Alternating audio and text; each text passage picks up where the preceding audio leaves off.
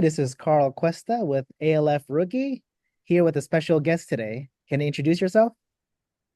Yeah, good day, everyone. My name is John Reyes from Aspen, Cove Assisted Living.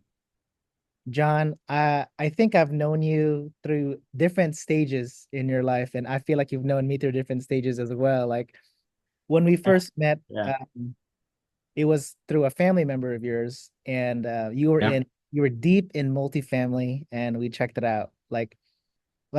Tell me about yourself. Like, how did you get into that? Like, what's your journey from there to ALF, or even before then? Like, what was that like? And so, let's start with an overview of who I am, and then let's go into the details. Okay. Yeah. So, first of all, we are pushing through, and um, very super grateful for the journey that we're on right now, Mm, which is opening up an assisted living home here in Houston.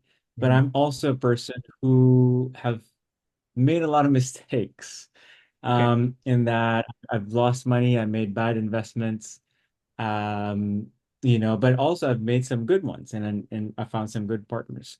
Mm, So despite all of that, the most important thing, I guess, maybe the theme of this whole podcast will be keep moving forward. You gotta mm. keep moving forward no matter what happens. So my thing is, my background is if you can imagine, I wore different uniforms. Let's put it Yes, that way.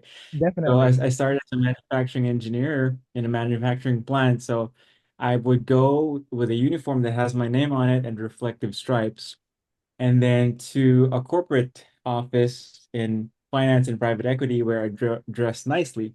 Mhm. And every now and then I'm gonna have to wear scrubs because I'm gonna do some of the caregiver work too. So I went from engineering to finance, and then now in assisted living. So I wore different um clothes, if you will, not even hats, but yeah, different Yeah, that's outfits. awesome. Um, but I did get burned out though. So no matter, I tried many different things. Sometimes when we think that when we get to that point, we're gonna be happy, right? So when I was an engineer, I said, if I get a corporate job, or when I get a corporate job, I'll be happy. It wasn't like that for me. So I Mm, got there, I still wasn't happy. I still was craving for something. So I was like, okay, it's gonna take me forever to retire. I'm not gonna be able to, enjoy life and live the life that I want. So I looked outside of the corporate world and started our own business. mhm. Um, and you know, and you know this, net worth will not pay for your monthly bills. Yes, yes. So I created this grand plan, called, from boxes to buildings, and I'm going to explain what that is we needed to focus on something that will provide us the cash flow first, that Mm, will replace my income, so I can focus on the long-term investing. So mm, that's, for boxes to buildings. So that cash flow machine that we started, that's our first business, it's Amazon. So we started selling on Amazon, mm. and then it took 3 years and 3 months before we made money on Amazon. And then That's it pretty got to specific, like, by the way. Like 3 years and 3 months. Like that's what yeah. happened then? Was it like you were kind of making it and then you just exploded? Like what happened, you know? Oh, dude. It took 121 different products. I Wow. analyzed Wow. 21 different products before I found my first profitable product. So Wow. a long time. So to the point that I'm not sure if I told you this, but somewhere after, because I took my MBA as well. After my MBA, I self-funded myself. I was running the Amazon business. I didn't have money left, so I had to sell my car. I had a little sports car at that time to save the Amazon business because I truly believed in this thing. So I sold it during COVID, and then I said I'm gonna try one more time. I'm out of cash. I had $2,500 left in the bank, and that's it. Mhm. Uh, Sold the car, but I love that car too. But I turned it around, and we still have our Amazon business now. So, I think um, that I think I related with you because I wasn't like you. I only did one product. I don't know if I told you this. Back in 2017, I did one product. I think I spent like $5,000 to yeah, private label it from China, from Shenzhen or something, and they send it over to Amazon. And like, what I learned from there was sometimes being different doesn't always mean that you'll make money. It's just you're just weird and different. Like, Yeah. so my product, because I had a baby at that time, it was a glow in the dark baby mirror, and I was like, oh, Oh, no one has that. Haha, it's gonna be awesome. We're gonna make so much money.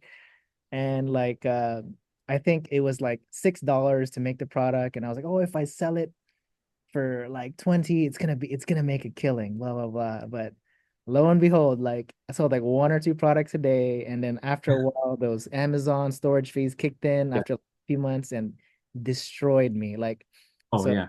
yeah, when I finally dropped the price to I think like under $10, yeah, they sold like hotcakes, but like at the end, I think I was like negative like 1,000. Like it was horrible, man. I mean, so Yeah. the anxiety I feel like when you talk about it, I'm like, oh, I have like flashbacks, man.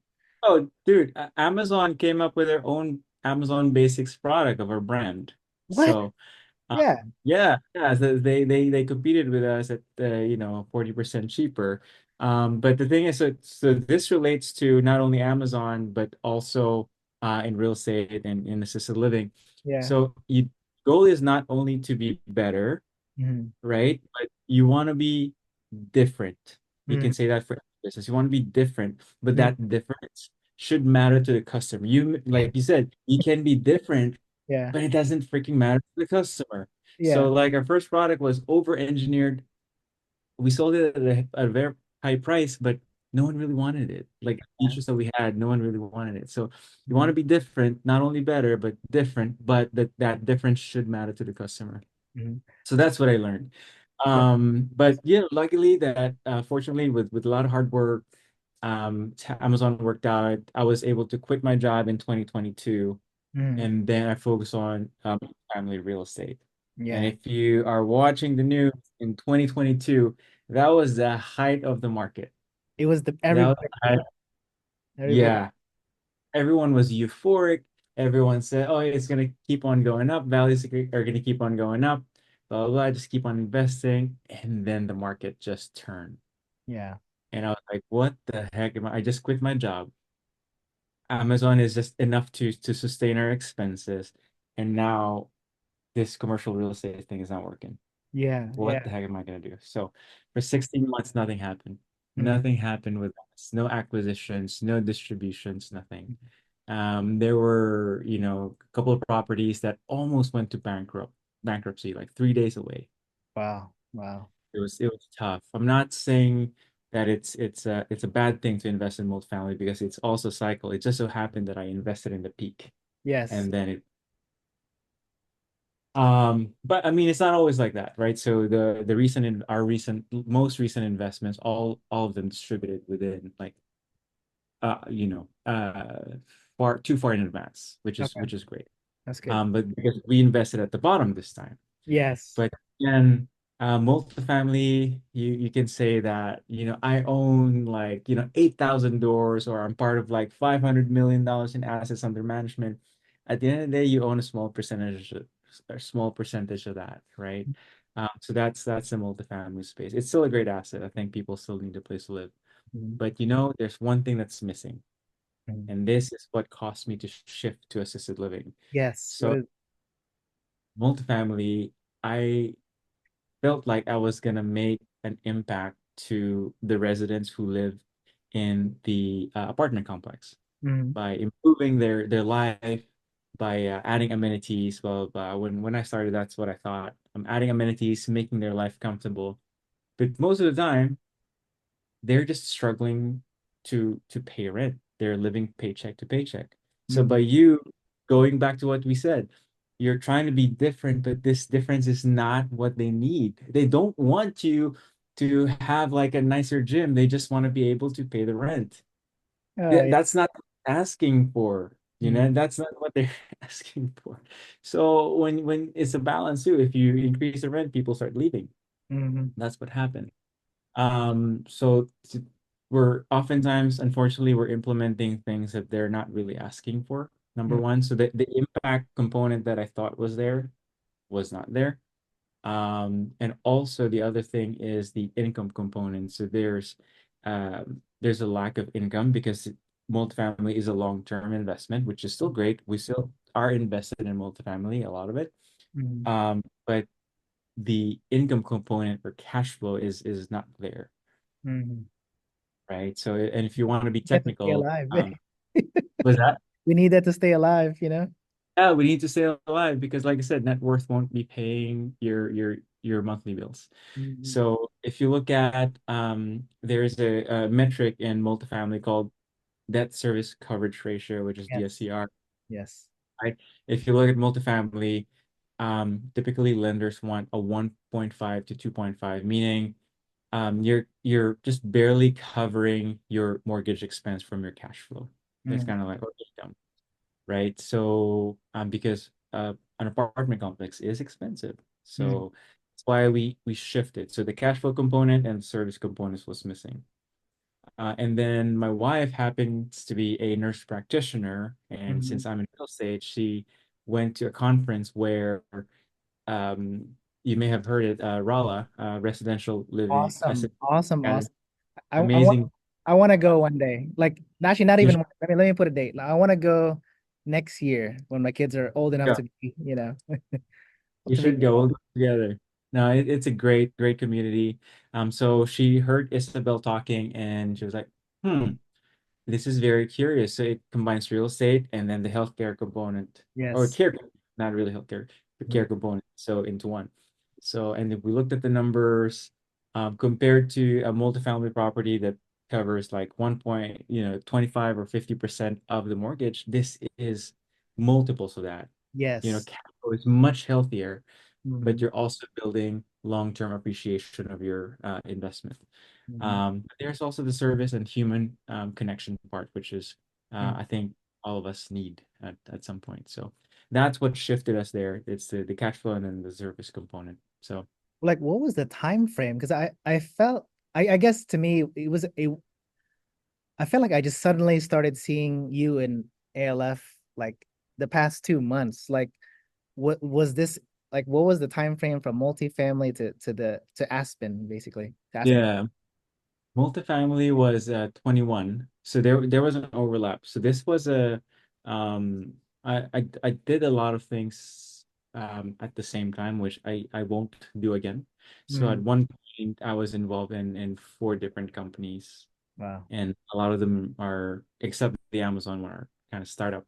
Mm, That's gonna shift this year. We're gonna focus on just 90% of my time will be in assisted living. The other 10% is Amazon, mm, and slowly stepping away from the other two. But the time frame of that is overlapping again. So we were in multifamily, but we found out about assisted living homes mm. in 2022, late 2022. Okay. Okay. Yeah, yeah, That's awesome. I yeah, like it's definitely interesting like to me how everyone is kind of coming together basically. Like I feel like I have a lot of friends in the healthcare world and then the real estate world that are like, hey man, tell me about assisted living. Like what am I hearing about? Is this really true? And I was like, to be honest with you, um yeah, yeah, it's true, but it's not like you're dealing with people and lives. So, yes, and there's easier ways to make money, um, more hands off. But if you like being with people, um, and I always kind of push ALFs to nurses because I was like, hey, like I mean, I'm a nurse practitioner. We're hustling so hard, like 30, 40 patients a day, charting after work, you get burned out. You get burned out. And you. and when you think back, like why did we even do all this? Yes, money kind of played a role, but one, we like people. We like people getting better. Yeah, And like, basically we like caring for people and we're people. That's what nurses are, I feel like. So this I was like, yeah, if you want to do something that'll build wealth and also kind of help you with your heart as well, like man, ALF is the way to do it. But if you're just trying to build, like make some money and that's it, man, just do some other stuff, like It's funny you brought that up. So you got to choose your heart, right? So it's hard to be broke. It's hard to yes. be it's hard to work hard, but it's what we're doing now is hard, right? Like you said, you're serving people. It's hard, but this is the path that you chose. Mhm. And we always got to remember that this is a gift, actually. So this morning, I found myself complaining because our assisted living home is an hour away from our physical home, like where me and my wife lives. It's an hour away. Yeah, for And sure it's far. yeah, for sure it's far. And I was actually packing up this morning, and I was like, man, this is so hard because I just slept in full shirt 2 days ago. And now I'm coming back, and then I'm packing everything for the dogs. Yeah. So, but I caught myself and I said, you know what? Instead of saying I have to do all this, pack and prepare and do everything for the home, Mm. change one word, I have to I get to. Yeah, Because if you say I get to, then that becomes like I get to, it becomes a privilege, it becomes a gift to you. that's So many beautiful. people want to be in a position to start their own assisted living homes, but it's just so damn hard, man. Sorry. Yeah. I Yeah. don't know if you want to delete that, but Yeah, it's so still, damn it's hard. still. This is a gift that we get to live every day. And Kobe said the gift is actually the process, not the destination. The gift is the journey, the hard work, the 5 a.m.s and 4 a.m.s. Mhm. That's the goal. So but yeah, so I see every day as a blessing. That's excellent. That's we all got to learn from that. That's I know I myself am I guess with the whole like kids and the daycare thing, like, I've been so close to the kids for all this time, but you know what they say about sacrifice, man, like if I want to change our future, I gotta take these small steps now, like gotta small to me, there maybe people won't think so, but to me it's a sacrifice to put your kids in daycare, like it's some people say, oh, that's just normal, but like, I I love hanging out with the kids and the family, man. Yeah, So that's just me. But yeah, I was like, yeah, hey, yeah, I gotta take some steps to make sure they're good in the yeah. future, and then still have time to enjoy, like time with them now. So it's a seesaw, you It's a know. seesaw, and a lot of times, like you said, it's an invisible progress. Like you may not see the immediate effects of the efforts that you're putting in your kids and your business, but it's gonna happen. It's the discipline and the consistency. Mhm. Um, like it goes back to, say, for example, marketing. I mean, you're a business owner as well. When you're marketing, you're probably not gonna get leads right away, Yeah. right? And same thing when you're working out. You just do bench press one set. I mean, you're not gonna see difference, but you're chopping up a big tree. So you Mhm. just gotta keep on doing it day in and day out, no excuses, and it's gonna happen. We started networking full time about a month ago in preparation for our grand opening, which happened last Friday, by the way. Oh wow! Congratulations! I thought I saw. I guess I thought you guys have been open, and then I saw there was a grand opening ceremony like recently. So I was like, oh, okay, I see how. Yeah. So this was last Friday. We got approved by the county, Fort Bend County, to accept residents. So we're fully open, Nice. accepting residents now. Starting next month, we're gonna accept our first one, first maybe three actually. But the idea there was I went and if you ask how I market right now, I cold call. Number one, I looked at join your chamber of commerce, Yes. local commerce, and then look at everyone related to senior health or assisted living, and then call them up. That's what I did. I called them up, and then I met with them. I invited them for a tour. I also went to all the you want to look at hospice companies, home health companies, On that um, website. That's right. On the on they called site, yeah, Health Human Services something. Yeah. HHS, yeah. Yeah. And then what I did was I drove by there Mhm. and I dropped off a brochure just randomly. And some people, they actually sit down and talk to you for a long time. You'd be surprised. And another thing for people who are starting assisted living homes, don't be shy about reaching out to other assisted living facilities because the That's the, the okay. journey is, the journey is lonely. Yeah. So I've called 4 assisted living homes so far, and I told them, hey, you probably don't get calls from other assisted living home owners, but I see this as a collaboration and not a competition, right? Um, if because you're gonna deal with overflow. We're going to deal with overflow. Mm, There are some residents that fit more your model than ours, and we mm, want to be referral partners. mm, If you want to tie a monetary amount there, it's fine. mm. If not, that's fine too. But don't see yourselves as competition, but collaboration, right? Yeah. Um, so I, yeah, I I love that. I love that. That's exactly how I think. Like someone asked me one day, and then I felt like it was like a divine drop. It was like the words collaboration to elevation just popped into my head, and I was like, oh my God, yeah, I love that. I I love I, that. I need to say this more. Yeah. I Yeah. mean, just this morning I called someone because she didn't fit our model, so I called someone else in a nearby city Mhm. asking them if they would take it. So yeah, so it's collaboration. So like I said, That's excellent, man. Well, so right now, what is your goal for, or is it already approved for a certain number of patients, or it's still like getting to that licensing part where you get like yeah. 10, 16, like where are you guys at in the process?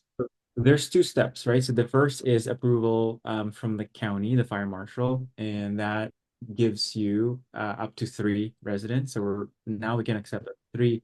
And then actually right before this call, I was applying for the licensure, the full Nice. licensure, Nice. which will take us to 11 Okay. residents.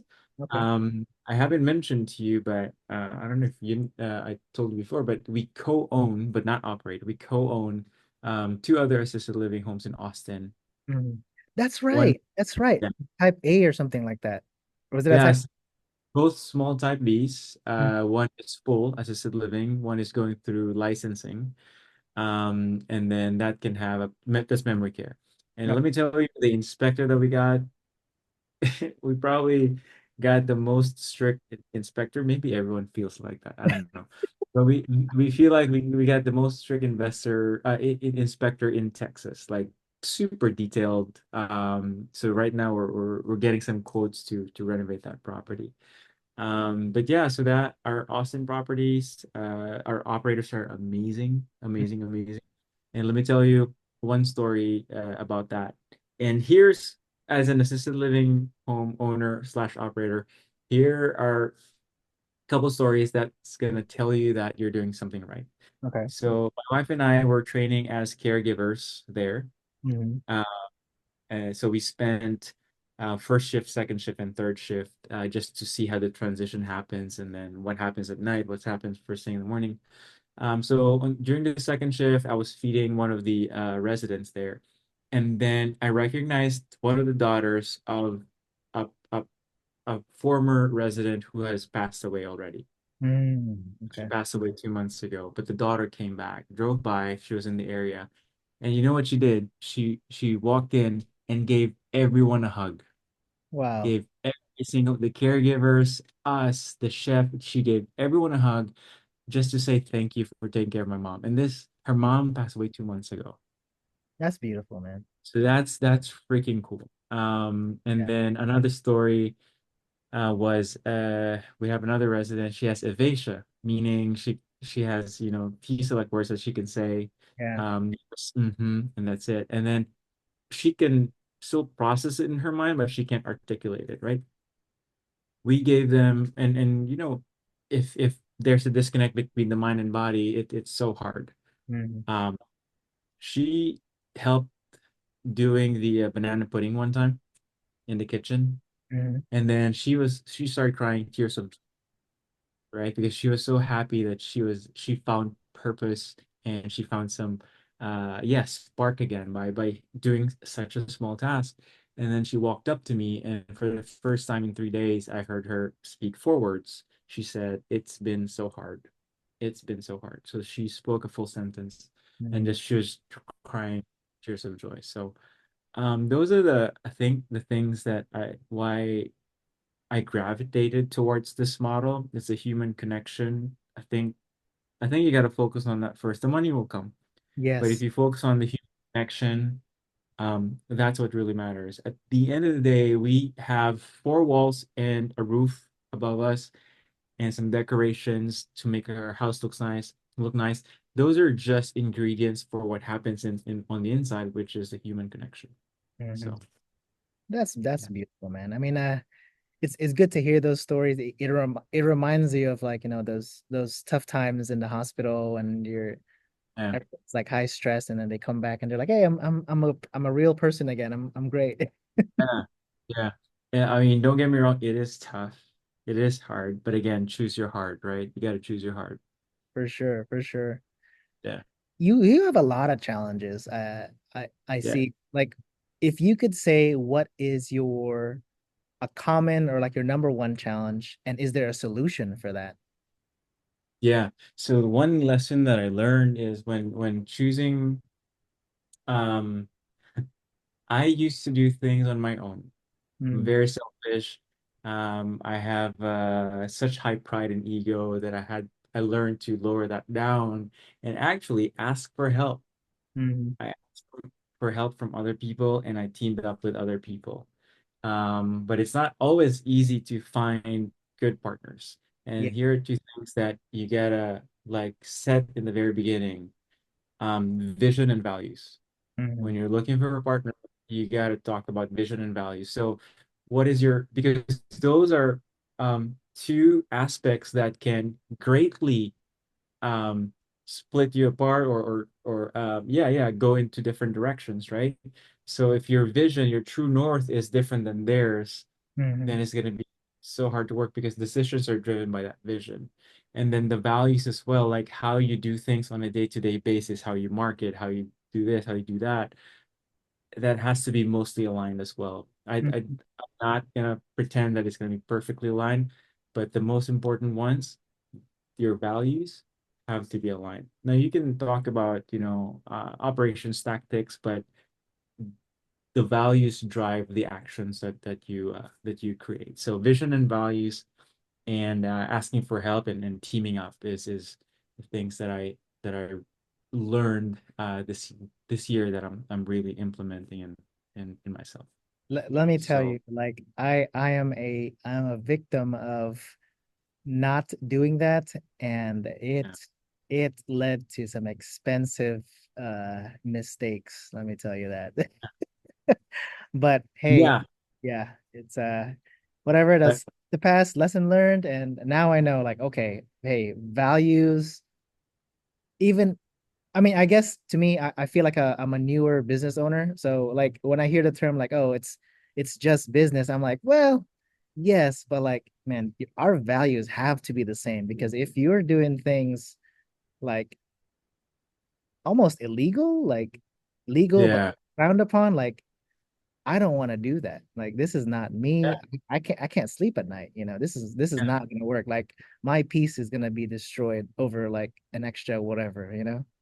So yes, and also like I'd rather um under promise and over deliver, under promise and over deliver yes, all the yes.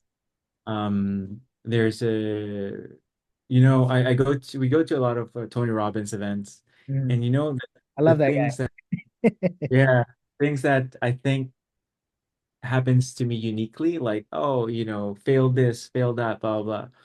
Millionaires and multimillionaires and centimillionaires and even billionaires, a lot of them went through the same thing, maybe even harder. This 75%, I didn't know this, 75% of billionaires actually went through bankruptcy. Oh wow. Wow. We go through some tough stuff. We go through some tough stuff. But you just got to keep on moving forward and remember that it had to happen. Hmm. That's my mindset now. It had to happen to set you up. So these setbacks set you up for the next stage of your career. I So love that. that's how I see it. It's a part of it. Failure is a part of it. Missing shots, like Jordan missed so many, shots. And he's one of the greatest player because he missed so many shots. So Yeah. You So got to take all the shots to get there. yeah, you got to. You just have to. Like I said, so Amazon, we looked at 120 different products. For assisted living home, we looked at 116 Wow. before I didn't first know that. Austin. I didn't know. Yeah, 116 properties before we found the one in Austin. Mm. So, That's and quite then we a bit. partnered That's quite with a them, bit. and yeah, it's been great. Yeah. One thing you kind of mentioned before when we were talking multifamily a while back, but like tell me about the logo. Like I feel like that's special to y'all, like the Aspen logo. What? Yeah. It's it has a beautiful story, I think. So the brand name is Aspen Cove, Mhm. right? So Aspen, if you're familiar with aspen trees, they're most beautiful in the fall. It turns into gold, I didn't know. right? Okay. Yeah, yeah. And then aspen rarely grows on its own. It it always grows in a bunch of aspen trees. It's a community. And if Mm. you look underneath the soil, all the roots are interconnected. So it's actually just one single organism. Wow. Um, Wow. aspen gives you a sense of community because aspen trees always grow in bunch. Mhm. And then the gold that turns in during autumn is a symbol and a reminder that our residents are in this golden stage of life. Oh, wow. Wow. Because it's even more beautiful because they have so many stories to tell, so many lessons to tell to share with you, Mhm. and they took care of us when we were younger, and now it's our turn to take care of them in this beautiful stage of life. So that's where the gold and aspen comes from. Now, the cove gives you a sense of protection because outside the cove, there's a lot of turbulence, right? Within the cove, there's peace, tranquility. So we want to have a protected community. That's what Aspen Cove means. I And love. then the four leaves on the logo, so it forms a cross. That represents the four of us. So we have me and my wife, and then our partner, Hong and Win. Mhm. So that's the four leaves that protect the community. That's So that's yeah, beautiful. Beautiful. yeah. 'Cause I know I've seen something like it before in a multifamily. Like you pointed it out when we toured one time, and I was like, you know what? And then when I saw the logo, I was like, maybe this is what. Maybe you brought this over to this side as well, like that logo. So that's beautiful. Yeah, this came from the heart. So this logo. So also our core values is spelled as HEARTS, arts. Okay. Yeah. So yeah, so that's our core values is based on that. Wow, that's beautiful, John. I Yeah. one more question before I let you. I know it's like running out of time, but like what like regarding focus, I always like to say for me, it's good that I'm with my wife because like I'm like a crazy kite flyer, I just go crazy with my stuff. And then my wife is always the one that like kind of like, hey, hey, hey, like let's slow down, think about this. Like, what are you doing? Like it's so when you said you were gonna focus on ALF, like was that something that you came up to yourself? Did someone like did events happen that you were like you were gonna do this, or was there like someone in the back like the one thing that was like, all right, let's bring this back to real life? Like how did you know to focus on ALF? Like what was the focus shift there? Um, Multiple factors. So number one, you mentioned your wife. Yeah, Uh, the the bits involved in the ones that lasted longer, and then the ones that are doing well are the ones that I did with my wife. that's So excellent. I enjoy uh you know as cheesy as it sounds, I enjoy working with my wife, Mm, and we have and when we go on dates, unfortunately business comes in, but that becomes part of the dates, and then you go through the same thing together and you grow through the same things together. You go to the same conferences, but even though you go to the same conferences, you have the same different key takeaways, mm. and then you kind of like talk about it and blend together. So I enjoy doing a business with my wife. I think we're more powerful that way.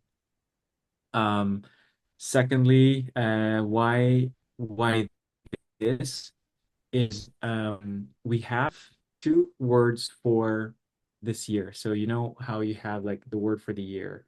Mhm. Last year it was urgency. This year it's two. It's impact and peace. Okay. Um, the Okay. peace part is basically whatever happened to us right now, we're gonna keep on going and trust in the higher power, trust in God that He's got our back. And He really has our back, which is awesome. I can give you many examples of that.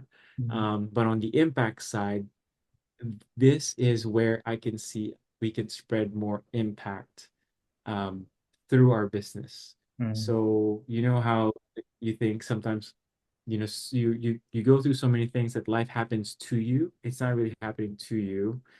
It's happening for you. Like all your setbacks become a setup for the next step. But Mhm. now when you get to that next step, life should happen through you. Through meaning you're passing on that energy, positive energy, that impact to someone else. Mhm. And I truly believe that this is a space or a market or an industry where we can impact a lot of people. The big vision, if you will, the big impossible vision is, you know how you can have a daycare in every subdivision in the US, right? So that's more common. Why can't we have an assisted living home in every subdivision Mhm. in the US? Because a lot of people are gonna get. So that's the big dream, big vision. It may not be through us, but if we can play a small part in that, that's gonna be amazing. So That's beautiful. Like how did you guys come up with those themes? Like I'll just share like for us I guess our theme kind of matches our church, I guess, and our church's theme yeah. this year surprisingly was mercy. It was mercy. That was the theme. So I was like, all right. And mercy really came up recently, the past few months, in some negative business deals. And I was like, we could have gone one way, but I was like reflecting, I was like, man, this going this way will cause negative on both sides. Let me just listen to this guiding principle of mercy and just let sorry, John. I don't know what happened. It just cut me off, man. But oh, maybe it didn't. But I was just saying that let me listen to this principle of mercy, and so far I think it's worked out. In terms of me and my piece, I think it's worked out better instead of like using so much energy to try to to get something back out of what I lost. So that's that's good. Like what was y'all's like inspiration for these two impact and I'm sorry, those two words for this year for y'all. You're gonna have to cut this out because I have a bunch of dogs barking. So I can't even hear it. You're fine. you can hear it? Okay, okay. So the inspiration there is the I can tell you that I know that as we continue to grow, growth happens outside your comfort zone, right? So if we were gonna grow, we're gonna go through a lot of challenges. So I kind of expected that. Mm, And then I wanted to teach myself not not to worry, mm, right? I mean, not worrying, I want to trust God. mm. So that's where the peace comes from. I You love you that. still hear me okay, right? Yeah, yeah. I actually don't hear any dogs. I was like, Okay. is it my speakers or they're just muffled or something? I don't know. Yeah. And then the impact piece, basically, we're gonna remember that as we're going through this business, we have to remember that we got to give back because that's something that we never really supported before. Like give back to we have a foundation that we're supporting in the Philippines Mm, now.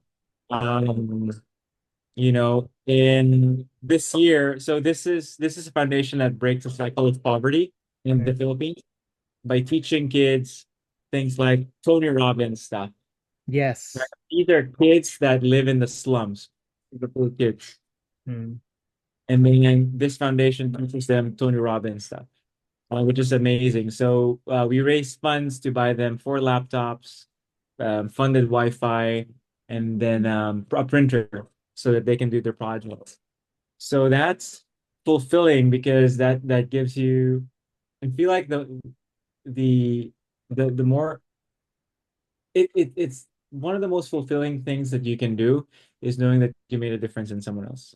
Yes. Um, Maybe intentionally or not intentionally, it has such a big effect on you, and you want to do more of it. So another big goal in this regard is we want to help 1 million kids in the Philippines, and maybe shift their trajectory a little bit and show them that there's a better future for them, not the one that they know. And we want to expose them to that. So simple as teaching them Microsoft Office. So this foundation is bringing me as a Microsoft Office instructor to show them how to use Word, Excel, and PowerPoint. And imagine having that. That's a very valuable skill to have, Yeah, to cycle.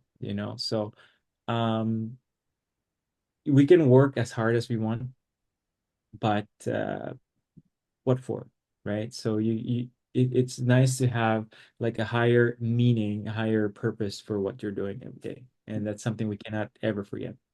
I love that, John. Love that. Well, thank you so much. What is the easiest way to contact and reach out to you guys to be in your facility or just to talk to you and connect? Yeah. So our website is aspencoveassistedliving.com. Mhm. And then if you want to reach me, it's John, Jon, no H, Jon, at aspencovecare.com. So that's the easiest way to reach me. Yeah, looking forward to talking with y'all. Anything I Awesome. can help, just let me know. Is there a Aspen Cove phone number they can reach out to directly? Yeah, you can reach out to me directly. It's 713-480-8378. So, yeah, so that's my direct line. Awesome. Thank you. I'm wishing you a million calls. Yeah, thank you, brother. Appreciate it.